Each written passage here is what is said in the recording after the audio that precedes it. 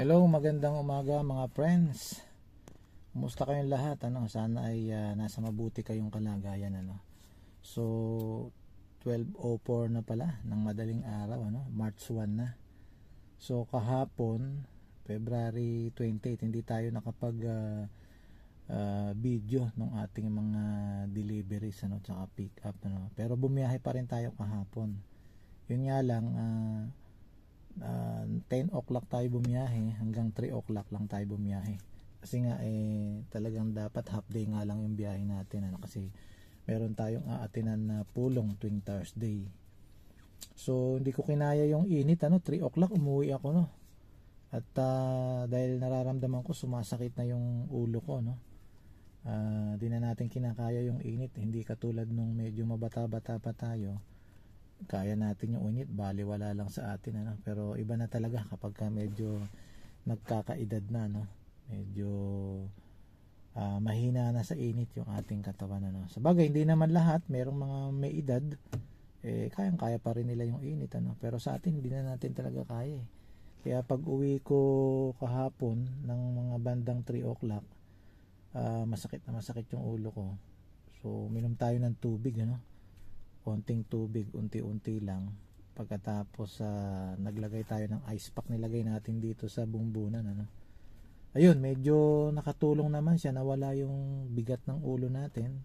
Tapos nagpahinga tayo.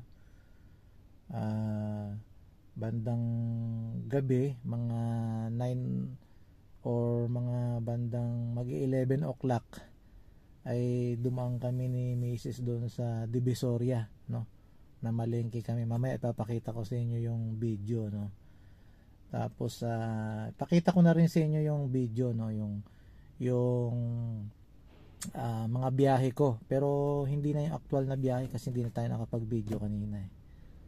Sige, after nito ipapakita ko sa inyo, sandali lang, A few moments later. Ayun nga guys, tingnan natin, yan, pakikita ko sa inyo, ayun, naka 746 tayo, pero kasama dyan yung incentive kahapon, naka 10 bookings tayo, ano ba yung mga 10 bookings na yon. So unahin natin dito, ayan, 9:45 pala ako unang pinasukan ng bookings, yung Popeyes. Ang deliver niya ay sa Arellano University to 3.48 kilometers, so 70 pesos. Yan yung sumunod, Popeyes uli, malapit lang siya, 2.80 kilometers, 66 o 68 pesos. Tapos sumunod pinasukan tayo ng Contis, 90 pesos siya, 5.72 kilometers. Tapos KFC, malapit lang siya, sa kabilang kanto lang, 51 pesos, 0.51 kilometers. Yan.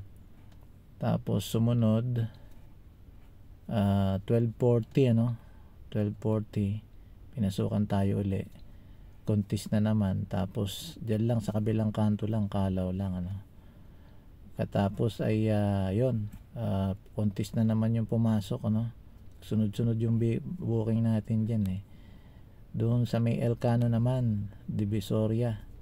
Pagkatapos doon sa Binondo, pinasukan tayo ng Starbucks sa may Juanlo na naman ang delivery niya. So wala pang 1 kilometro. Sumunod 1:22 PM diyan sa may Jollibee, Quintin Paredes. Tapos BDO, escolta and deliver. Pagkatapos naman ay Mang Inasal, pinasukan tayo diyan. Tapos yun ang deliver sa may HBC, kabilang kanto lang yun, Tapos ito yung Shakey's Pizza SM City, doon sa port area, 88 pesos, 4.78. Yan yung huling deliver natin. Kaya lahat 636 plus yung kahapon na incentive na 110, kaya 746 10 jobs. Hanggang 3 PM lang tayo. Okay, yun lang naman natin. Naka 746 tayo. Tapos hindi pa tayo nagkarga ng gas pa lang,